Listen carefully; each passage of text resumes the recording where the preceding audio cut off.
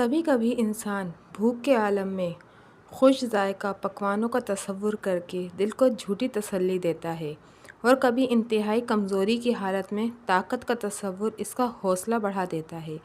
ان کی غربت بھی انہیں کچھ ایسے ہی خواب دکھا رہی تھی کہ اس رات مالک نے سچ مچ انہیں 56 کروڑ کی 1/4 دے ڈالی۔ مگر کبھی یوں بھی ہوتا ہے کہ انسان بہت کچھ پا کر بھی کچھ نہیں پاتا۔ السلام علیکم، آپ لوگ دیکھ رہے ہیں AAR اردو اسٹوری۔ آپ سب سے گزارش ہے، اگر آپ لوگ میرے چینل پہ نئے ہیں تو پلیز میرے چینل کو سبسکرائب کر دیں اور ساتھ ہی دیے گئے بیل آئیکن کے بٹن کو پریس کر دیں تاکہ میری ہر نئے آنے والی ویڈیو آپ تک پہنچ سکے۔ امید کرتی ہوں کہ آج کی یہ کہانی آپ کو پسند آئے گی۔ شیدے او شیدے، کہاں مر گیا الو کی دم؟ سلیم نے آئل سے بھری ٹرے کھسکائی اور سوت سے ہاتھ صاف کرتا ہوا اٹھ کھڑا ہوا۔ استاد شیدہ ذرا کریم کے ہوٹل سے چائے لینے گیا ہے، آتا ہی ہوگا۔ کالو سلیم کی آواز پر بھاگا چلا آیا تھا، کیونکہ وہ جانتا تھا کہ اگر فوراً کوئی استاد کی خدمت میں حاضر نہیں ہو تو استاد کا موڈ سخت خراب ہو جاتا اور پھر دن بھر گالیاں سنتے گزرتا۔ اس الو کے پٹھے کو بھی کام سے بھاگنے کے سارے اوقات اچھی طرح یاد ہو گئے ہیں، اور ویسے کچھ آتا جاتا نہیں ہے، مجال ہے جو چائے کے وقت پر 2 منٹ بھی آگے پیچھے ہو جائے۔ سلیم حسب عادت شروع ہو گیا تھا۔ چل اب کھڑا منہ کیا دیکھ رہا ہے، جلدی سے گاڑی کے سارے نٹ بولٹ ٹائٹ کر دے، پھر میں ذرا ٹرائی مار کے آتا ہوں۔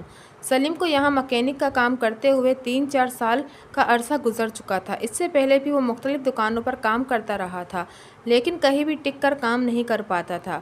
اپنی غصیلی طبیعت کے باعث ہر جگہ اس کا کسی نہ کسی سے جھگڑا ہو جاتا اور اسے دکان چھوڑنی پڑ جاتی، لیکن اس کے باوجود وہ باہنر شخص تھا، جس کے باعث جلد ہی اسے دوسری جگہ کام بھی مل جاتا تھا۔ آج صبح سے ہی کام مندہ تھا، سوائے 1-2 چھوٹے موٹے کاموں کے وہ سارا دن یوں ہی گزر گیا تھا۔ بس یہی ایک موٹر سائیکل آئی تھی جس کے ابھی اس نے رنگ چینج کیے تھے، اور ابھی تھوڑی دیر بعد ہی مالک آ کر اسے لے گیا تھا۔ ایک بار پھر فارغ بیٹھے تھے۔ آج اس کا دکان پر بالکل بھی دل نہیں لگ رہا تھا۔ شام ڈھلتے ہی اس نے کالو کو دکان سنبھالنے کو کہا اور خود گھر کی طرف چل دیا۔ ابھی گھر جا کر اسے رضیہ کی باتیں بھی سننی تھیں، جس کا آئے دن یہی رونا رہتا کہ وہ ڈھنگ سے کسی اچھی جگہ جا کر ملازمت کرے تاکہ گھر میں کچھ پیسے آئیں۔ سلیم کی معمولی آمدنی سے اب اس کا گزارا کرنا مشکل ہو رہا تھا۔ روز روز کی بڑھتی ہوئی مہنگائی نے الگ جینا حرام کر کے رکھ دیا تھا۔ ایک منچلا نوجوان پھٹے ہوئے سائلنسر والی موٹر سائیکل پر سوار اس کے پاس سے گزرا تو وہ چونک کر خیالوں کی دنیا سے باہر نکل آیا، اور ساتھ ہی اس لڑکے کو 2-4 گندی گالیوں سے بھی نوازا۔ اسے چھچورے اور باش لڑکوں سے سخت نفرت تھی، جو بائیکوں کا بے ہنگم شور مچاتے سڑکوں پر دندلاتے پھر رہے تھے۔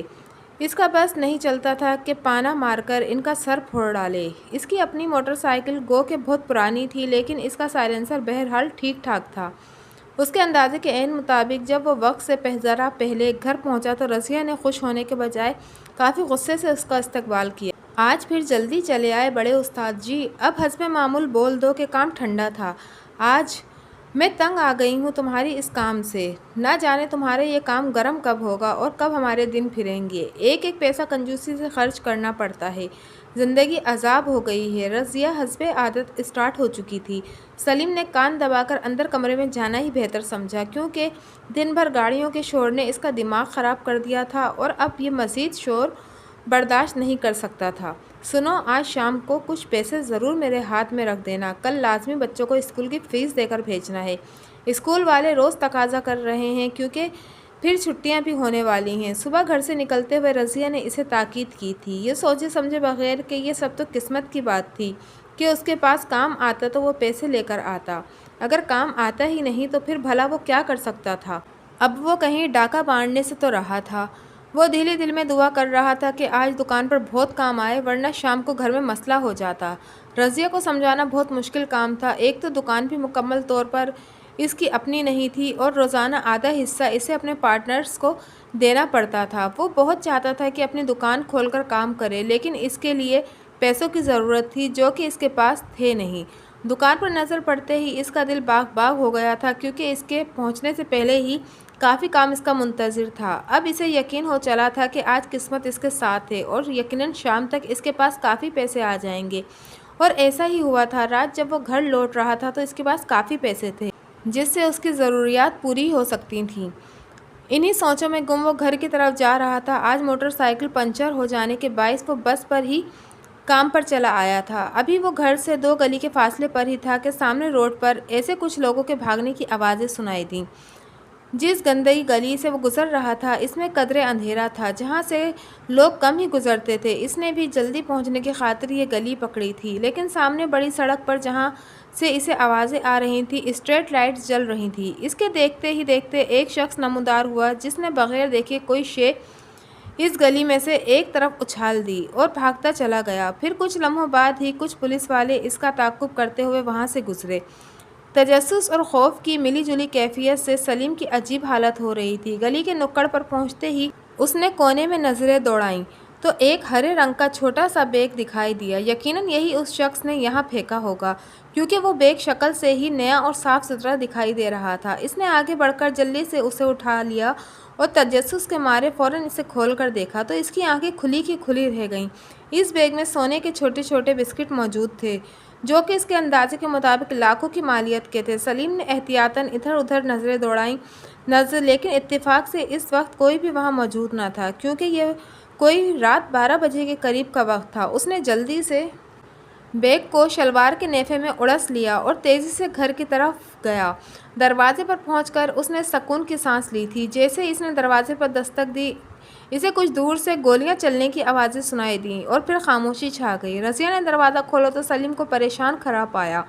ارے اب اندر بھی آ جاؤ، کیوں اتنے پریشان کھڑے ہو؟ یہ فائرنگ تو یہاں پر روز کا معمول بن گئی ہے۔ سلیم نے جلدی سے اندر آ کر دروازے کی کنڈی لگا دی اور خوشی کے مارے جلدی سے نیفے سے بیگ نکالا تاکہ رضیہ کو یہ خوشخبری سنا سکے کہ اب وہ بہت جلد امیر کبیر ہو جائیں گے۔ ارے پھپھا، آ گئے آپ؟ آج تو بہت دیر کر دی آپ نے کام پر۔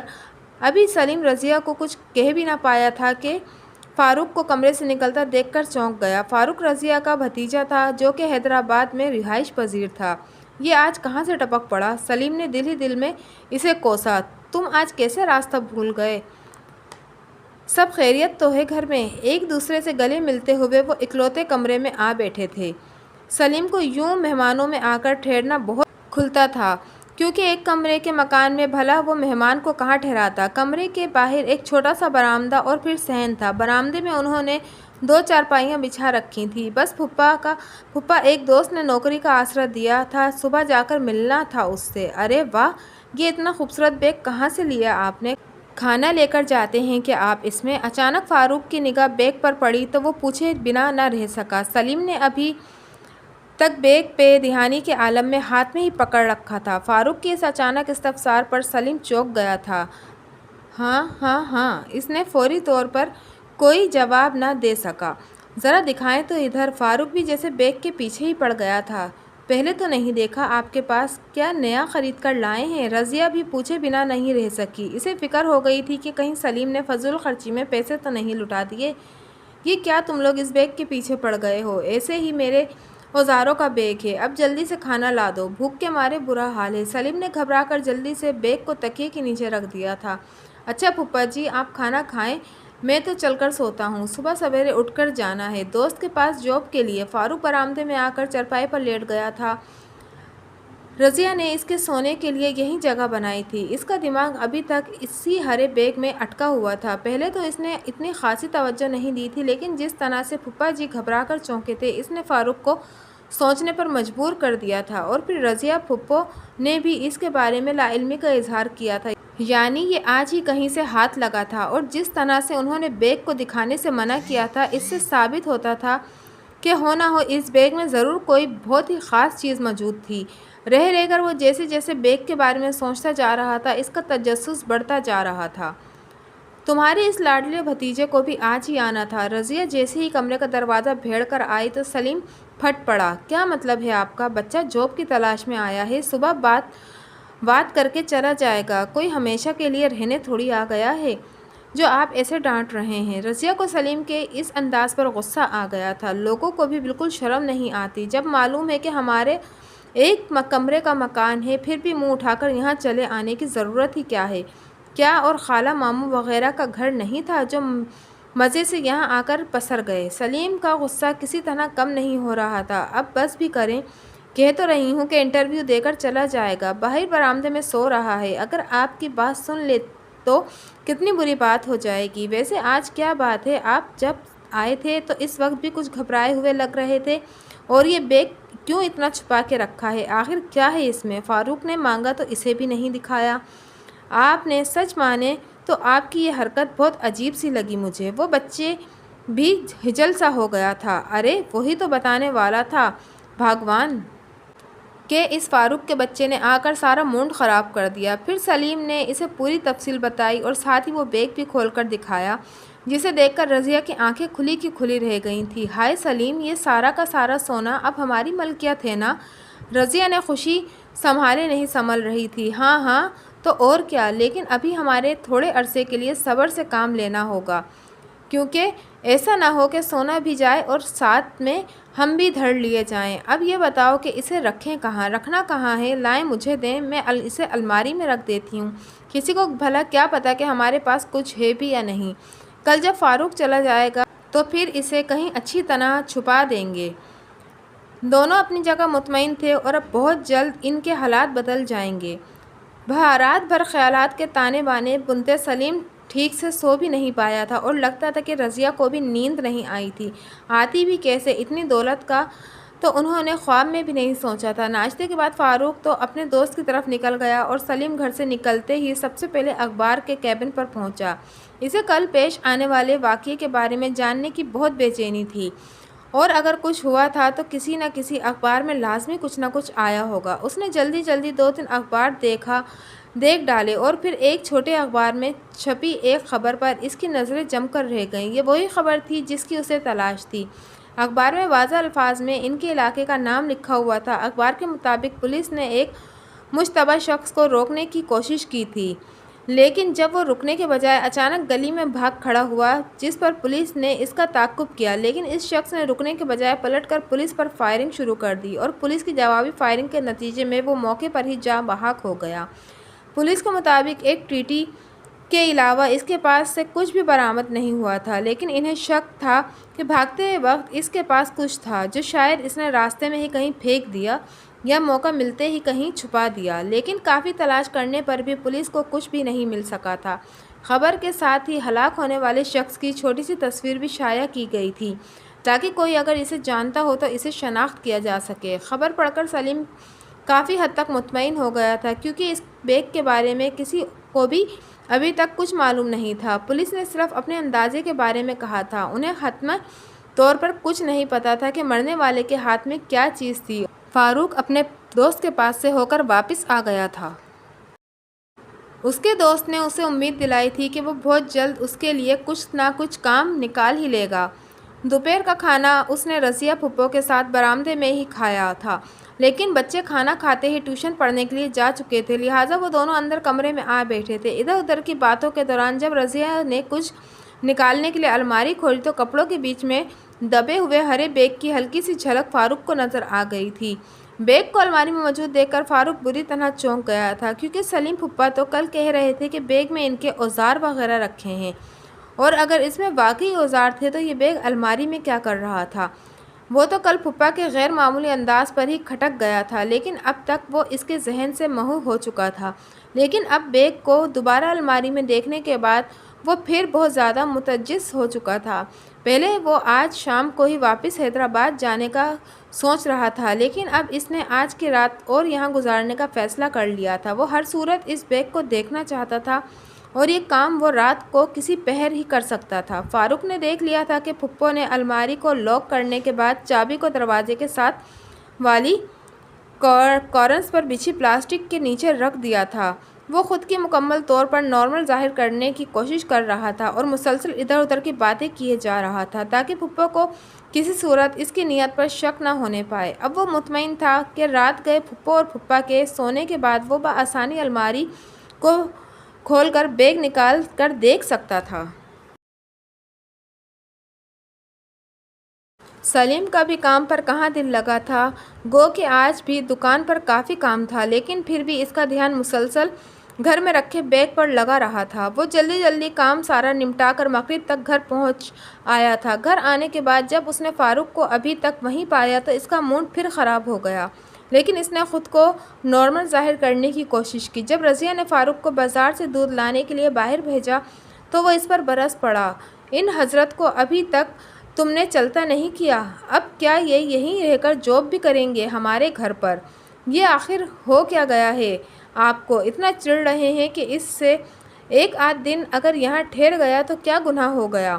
آخر کو اس کی پھپھی کا گھر ہے، آپ اتنے پریشان مت ہوں، وہ کل صبح ہی واپس چلا جائے گا، اور اگر جاب کے لیے یہاں آئے گا تو پھر اپنے رہنے کا بندوبست وغیرہ کر لے گا، یہاں نہیں رہے گا۔ رضیہ کو سلیم کا فاروق کے بارے میں اس طرح سے کہنا بالکل اچھا نہیں لگا تھا۔ اس نے ناراضگی سے منہ بنا لیا۔ اچھا اب تم منہ مت بناؤ، مجھے تو اس بیگ کی وجہ سے پریشانی ہو رہی تھی، میں چاہتا تھا کہ جلد سے جلد کہیں اچھی طرح اس کو چھپا دیں۔ اب یہ فاروق جائے تو میں نے سوچا ہے کہ سامنے صحن میں لگے درخت کی جڑ میں گڑا کر کے ان میں کچھ دن کے لیے یہ بیگ دبا دیتے ہیں، پھر جب کچھ مہینوں میں معاملہ ٹھنڈا پڑ جائے گا تو اسے تھوڑا تھوڑا کر کے دوسرے شہر جا کر بیچ آؤں گا۔ رضیہ کو ناراض دیکھ کر سلیم نے اسے سمجھانے کی کوشش کی، اتنے میں فاروق کو واپس آتا دیکھ کر دونوں خاموش ہو گئے۔ رات آدھی سے زیادہ بیت چکی تھی، نیند آج فاروق کی آنکھوں سے کوسوں دور تھی۔ وہ ویسے بھی رات دیر تک جاگنے کا عادی تھا، پڑھائی سے تو وہ ویسے بھی آج کل فارغ تھا، لہٰذا رات دیر تک جاسوسی ناول پڑھنے کی عادت سی ہو گئی تھی اور صبح دیر تک پڑا سوتا رہتا، اور آج تو معاملہ ہی خالصتاً جاسوسی نوعیت کا تھا، پھر بھلا اسے نیند کیسے آتی؟ اندر کمرے سے سلیم پھپھا کے دھیمے دھیمے خرراٹوں کی آوازیں آنے لگی تھیں، لیکن وہ ابھی مزید انتظار کرنا چاہتا تھا، کیونکہ رات کے پچھلے پہر کی نیند ذرا زیادہ پکی ہوتی ہے اور وہ بھی جلد بازی سے کام لے کر کوئی رسک نہیں لینا چاہتا تھا۔ پھر آخر کار وہ اپنے مقررہ وقت پر اٹھ کھڑا ہوا۔ کمرے سے ابھی تک پھپھا کے خرراٹوں کی آوازیں آ رہی تھیں۔ دروازے کے باہر کھڑے ہو کر اس نے اچھی طرح اپنا اطمینان کر لیا تھا، بہت ہی آہستگی سے دروازہ کھول کر وہ دھیمے سے کمرے میں داخل ہو گیا۔ کمرے میں بہت ہی مدھم سی روشنی کا ایک بلب جل رہا تھا۔ پھپھی اور پھپھا اپنی اپنی چارپائیوں پر مزے کی نیند سو رہے تھے۔ کمرے میں داخل ہو کر اس نے دروازہ بھیڑ دیا تھا۔ کچھ دیر وہ ماحول کا جائزہ لیتا رہا، پھر جب اسے احساس ہو گیا کہ دونوں پکی نیند سو رہے ہیں تو اس نے آگے بڑھ کر کارنس کی پلاسٹک کے نیچے سے ٹٹول کر چابی نکال لی اور آہستہ آہستہ الماری کی طرف بڑھنے لگا۔ الماری کے پاس پہنچ کر اس نے ایک بار پھر پلٹ کر دونوں کی پکی نیند کا اندازہ کیا اور پھر بڑی احتیاط سے الماری میں چابی لگا کر اس کا لاک کھول لیا۔ لاک کھولنے سے بہت ہی ہلکی سی آواز پیدا ہوئی تھی، لیکن اس سے ان دونوں کی نیند پر کوئی اثر نہیں پڑا تھا۔ آہستگی سے الماری کا دروازہ کھول کر اس نے ہاتھ سے اندر کپڑوں کے بیچ ٹٹول کر دیکھا، لیکن وہاں سے اسے کوئی چیز محسوس نہیں ہوئی۔ اس کا دل دہک سا رہ گیا تھا، کہیں پھپھا نے بیگ کو کہیں اور تو نہیں چھپا دیا۔ اس نے گھبرا کر دل میں سوچا اور پھر دروازہ کھول کر الماری کا جائزہ لینے لگا۔ واقعی کپڑوں کے درمیان جگہ خالی تھی، وہ یقیناً بیگ کہیں اور منتقل کر دیا گیا تھا۔ وہ پریشان تو ضرور ہوا تھا، لیکن اتنی جلدی ہار ماننے والا نہیں تھا، کیونکہ اس الماری کے علاوہ کمرے میں کوئی ایسی جگہ دکھائی نہیں دیتی تھی کہ جس میں بیگ کو چھپایا جا سکتا تھا۔ اس نے ایک بار پھر اچھی طرح سے الماری کا جائزہ لیا۔ دوسرے پورشن کے نیچے کی طرف سے اسے دراز نظر آئی، پھر اس نے بہت ہی آہستہ سے اس کا دروازہ کھولا تو ہرا رنگ کا بیگ دیکھ کر اس کے منہ سے اطمینان کی سانس نکل گئی۔ اس نے احتیاط سے بیگ کو نکال لیا اور دراز بند کر دی اور پھر الماری کے دروازے بھی آہستہ سے بند کر دیے۔ ابھی وہ پلٹتا ہی تھا کہ اچانک اس کے ذہن میں خیال آیا، یہیں بیگ کو کھول کر دیکھ لینا چاہیے، کیا خبر اس میں واقعتاً کوئی خاص چیز نہ ہو تو اسے وہیں واپس اپنی جگہ پر رکھ دینا چاہیے۔ اس نے وہیں کھڑے کھڑے بہت ہی آہستگی سے بیگ کو کھول لیا اور پھر بیگ کھلتے ہی جیسے ہی اس کی نظر سونے کے بسکٹوں پر پڑی تو اس کی آنکھیں کھلی کی کھلی رہ گئیں۔ خوشی کے مارے اس کا بدن ہولے ہولے لرزنے لگا تھا۔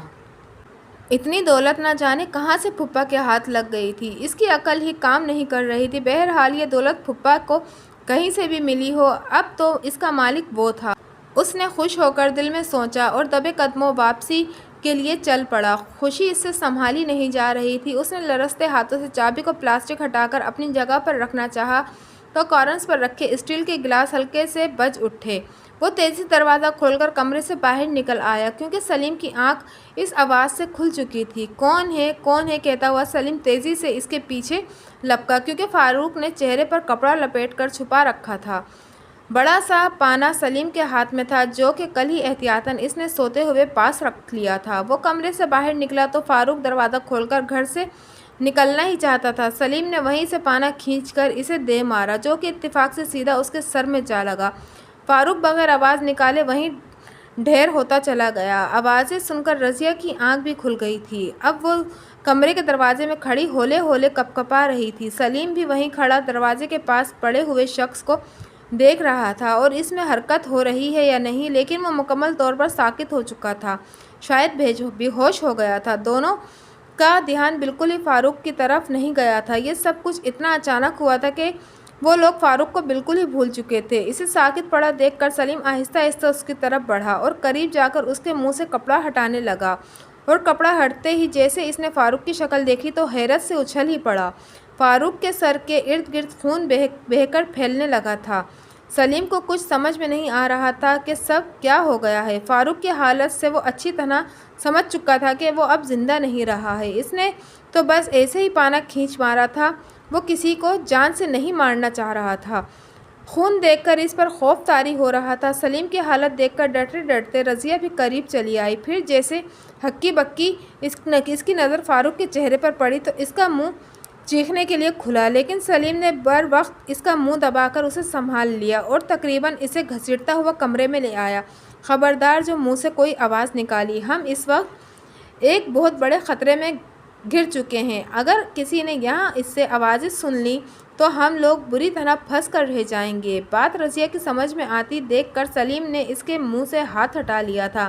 میرے خدا، یہ کیا ہو گیا؟ یہ تم نے کیا کیا؟ سلیم میرا بھتیجا نہیں رہا، اب میں اپنے بھائی کو کیا منہ دکھاؤں گی؟ رضیہ روئے چلی جا رہی تھی۔ میری تو خود سمجھ میں نہیں آ رہا یہ سب کیسے ہو گیا۔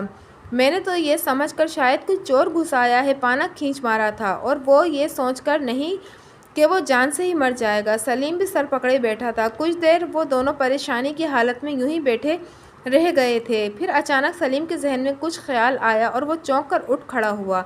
ہمیں فوراً اس کا کچھ بندوبست کرنا ہوگا۔ ابھی کچھ ہی دیر میں صبح کا اجالا پھیلنے والا ہے۔ سامنے مجو کبوتروں کو دانہ ڈالنے کے لیے صبح ہی صبح چھت پر چڑھ جاتا ہے اور اس کی چھت سے ہمارا پورا صحن صاف دکھائی دیتا ہے۔ اگر اس کی نظر پڑ گئی تو ہم مارے جائیں گے اور پھر کچھ دیر بعد بچے بھی اڑ جائیں گے۔ سلیم کو پریشانی سے برا حال تھا۔ کیا مطلب ہے آپ کا؟ ہم فاروق کو بھلا یہاں کہاں چھپا کر رکھ سکتے ہیں؟ اس کا کفن دفن کا انتظام کرنا ہوگا، بھیا کو خبر کرنی ہوگی، آخر کو انہیں بتانا تو ہوگا کہ فاروق اب اس دنیا میں نہیں رہا۔ رضیہ مسلسل روئے چلی جا رہی تھی۔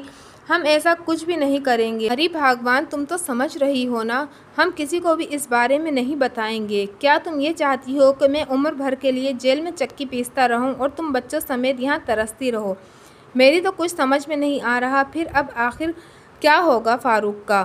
ہم کہاں چھپائیں گے اسے؟ رضیہ خوف زدہ سے سلیم کی شکل دیکھ رہی تھی۔ سنو، اب اس کے سوا کوئی چارہ نہیں کہ ہم فاروق کی لاش کو خاموشی سے کہیں ڈال آئیں اور پھر جب پولیس اس کی لاش دریافت کر لے تو روتے دھوتے جا کر اس کی لاش وصول کر لیں۔ اس کام کے لیے اب تمہیں میری مدد کرنی ہوگی۔ جلدی سے وہ موٹی والی دری نکال دو، فاروق کو اسی میں لپیٹ کر باندھ دیتے ہیں، ویسے بھی دبلا پتلا سا ہے، آرام سے اس میں آ جائے گا۔ ابھی فی الحال اسے یہیں کمرے میں چھپانا ہوگا کیونکہ یہ کام دن میں نہیں ہو سکتا، یہ کام کل رات ہی ہو سکتا ہے۔ اب بالکل وقت نہیں رہا، تھوڑی دیر میں اجالا پھیلنا شروع ہو جائے گا، اب جلدی کرو، اب بھی تمہیں صحن کی صفائی کرنی ہوگی۔ سلیم نے اسے اپنے پلان کے مطابق سمجھایا۔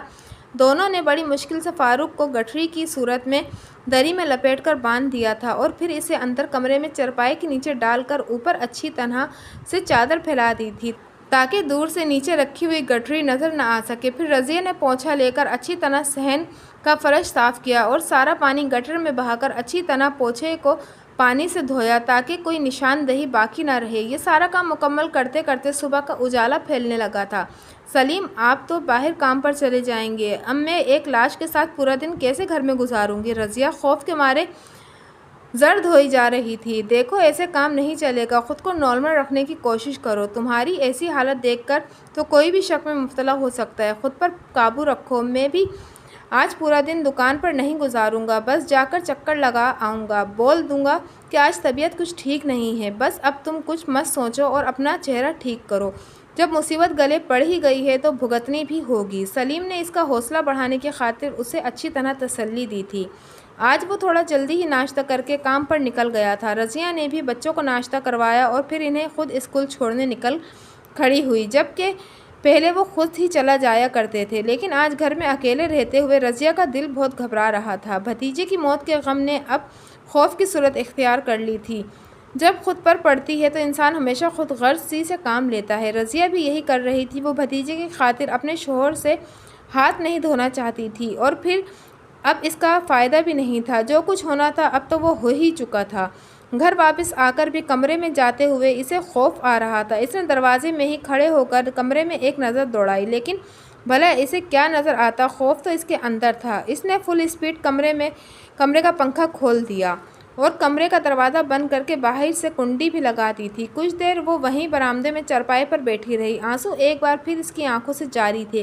مرنے والے کا غم بہرحال اپنی جگہ قائم تھا، اور وہ بھی ایسی موت۔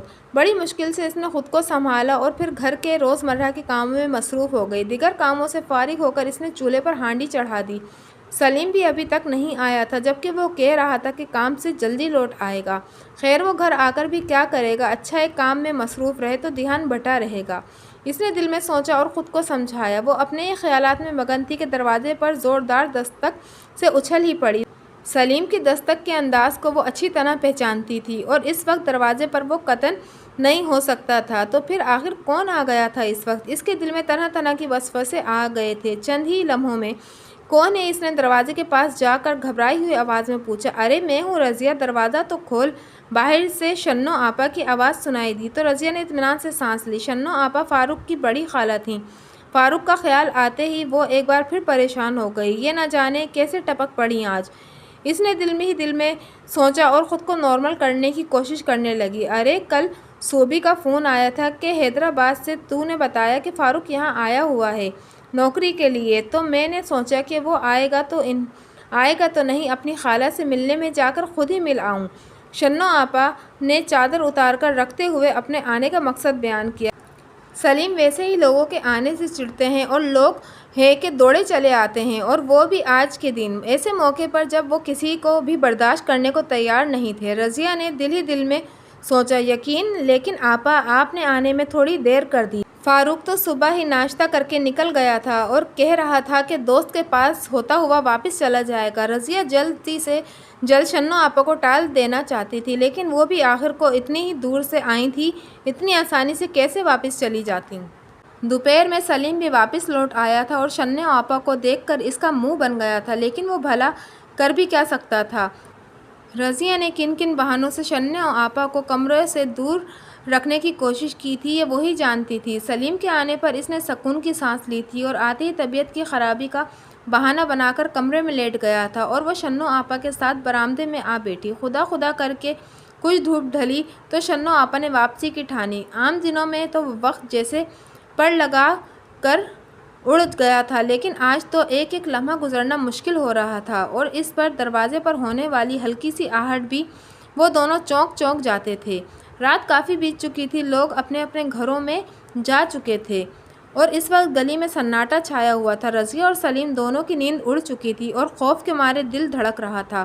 فاروق کی لاش کو کہیں ٹھکانے لگانا کوئی آسان کام نہیں تھا، لیکن بہرحال انہیں یہ کام کرنا ہی تھا۔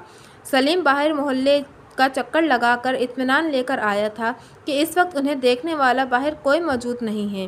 پوری طرح مطمئن ہونے کے بعد اس نے گھر آ کر رضیہ کی مدد سے فاروق کی گٹھری کو باہر نکالا اور موٹر سائیکل کے پیچھے رکھ کر رسی سے باندھ دیا، اور خود موٹر سائیکل باہر نکال کر پیدل ہی چل پڑا۔ وہ نہیں چاہتا تھا کہ انجن اسٹارٹ ہونے کی آواز سے محلے والوں کو خبر ہو جائے۔ وہ ڈر کے مارے ادھر ادھر کا جائزہ ہی لیتا ہوا جا رہا تھا۔ گھر سے تھوڑا دور نکل آنے کے بعد اس نے موٹر سائیکل اسٹارٹ کی اور نالے کی طرف چل پڑا۔ اس کام کے لیے سلیم نے گھر سے دور ایک نالے کا انتخاب کیا تھا، ساتھ ہی وہ یہ احتیاط بھی کر رہا تھا کہ راستے میں پولیس والوں سے ٹکراؤ نہ ہونے پائے، اس لیے اس نے مخصوص راستے چنے تھے جس پر کسی پولیس والے کے ملنے کا امکان نہ ہونے کے برابر تھا۔ مقررہ جگہ پر پہنچنے کے بعد اس نے بڑی مشکلوں سے گٹھری کو اٹھا کر کنارے پر ڈالا اور پھر احتیاط سے رسی کھول کر فاروق کی لاش کو دری سے نکال کر پل سے نیچے ندی میں دھکیل دیا۔ نیچے پڑے ہوئے کاغذوں اور گیلے کچرے کے باعث بہت سی ہلکی سی دھمک سی آواز محسوس ہوئی تھی۔ پھر وہ ایک لمحے کو وہاں نہیں رکا اور نہ جانے وہ ہلکی سی دھمک میں کسی کو سنائی دی یا نہیں۔ دری اور رسی کو اس نے اچھی طرح لپیٹ کر موٹر سائیکل میں لگے بیگ میں ڈال لیا۔ اس کے بعد وہ کسی طرح سے گھر واپس پہنچا۔ یہ وہی جانتا تھا۔ خوف کے مارے اس کی جان نکلی جا رہی تھی۔ وہ کبھی خواب میں بھی نہیں سوچ سکتا تھا کہ وہ اس طرح کا کام بھی کر سکتا ہے۔ اگلے 2 دنوں تک دونوں پر ہی ایک خوف کی سی کیفیت طاری رہی۔ دروازے پر ہلکی سی آہٹ پر بھی دونوں خوف زدہ ہو جاتے تھے۔ آج اس بات کو تیسرا دن تھا۔ کسی اخبار یا دوسرے ذرائع سے انہیں اس واقعے کے بارے میں کوئی اطلاع نہیں ملی تھی۔ یہاں تک کہ حیدرآباد سے بھی ابھی تک کوئی فاروق کی خبر لینے نہیں آیا تھا اور اس کی وجہ یہ تھی کہ وہ پہلے ہی اکثر دوستوں کے ساتھ غائب ہو جایا کرتا تھا۔ شاید اسی لاابالی پن کی وجہ سے گھر والے مطمئن تھے کہ جب یہاں دل بھر جائے گا تو خود ہی واپس آ جائے گا۔ شام کو سلیم کام پر سے لوٹا تو اس کا موڈ کافی حد تک خوشگوار ہو چکا تھا اور رضیہ بھی کافی حد تک معمول پر آ چکی تھی۔ رات کھانے کے بعد جب بچے اپنی جگہوں پر جا کر سو گئے تو اچانک سلیم نے رضیہ سے کہا، ذرا وہ بیگ تو نکال کر لانا، ایسے عذاب چکروں میں پڑے ہیں کہ ٹھیک سے دیکھنا بھی نصیب ہوا، اور ذرا مضبوطی سے پلاسٹک کی تھیلی بھی نکال دو تاکہ میں اچھی طرح سے باندھ کر درخت کی جڑ میں دبا دیں۔ کوئی بھروسہ نہیں ہے، ہمیں اسے جلد سے جلد محفوظ کر دینا چاہیے۔ اس وقت تک رضیہ اٹھ کر الماری کھول چکی تھی۔ پھر جیسے ہی اس نے دروازہ کھول کر دیکھا تو اسے خالی پا کر اس کے منہ سے دبی دبی چیخ نکل گئی، ہائے میں مر گئی، یہاں سے بیگ کہاں گیا؟ یہیں تو رکھا تھا میں نے۔ تھوڑی ہی دیر میں اس نے پوری الماری چھان ماری لیکن بیگ کا دور دور تک نام و نشان موجود نہ تھا، اور ملتا بھی کیسے؟ وہ تو اس دن فاروق نے نکال کر اپنے نیفے میں اڑس لیا تھا، جو کہ اب اس کی لاش کے ساتھ ہی گم ہو چکا تھا۔ اوہ میرے خدا، ہم نے تو سوچا ہی نہیں کہ اس دن آخر فاروق چہرہ چھپا کر کہاں بھاگا جا رہا تھا۔ وہ یقیناً بیگ نکال کر ہی بھاگ رہا ہوگا، اور ہم اس کو دیکھ کر ایسے پریشان ہو گئے کہ کچھ سمجھ میں ہی نہیں آ سکا۔ سلیم سر پکڑ کر بیٹھا تھا۔ جب ایسا ہی تھا تو اسی وقت کم از کم اس کی تلاشی تو لے لیتے۔ ہائے میرا بھتیجا بھی گیا اور کچھ ہاتھ بھی نہیں آ سکا۔ رضیہ غش کھا کر گر پڑی تھی۔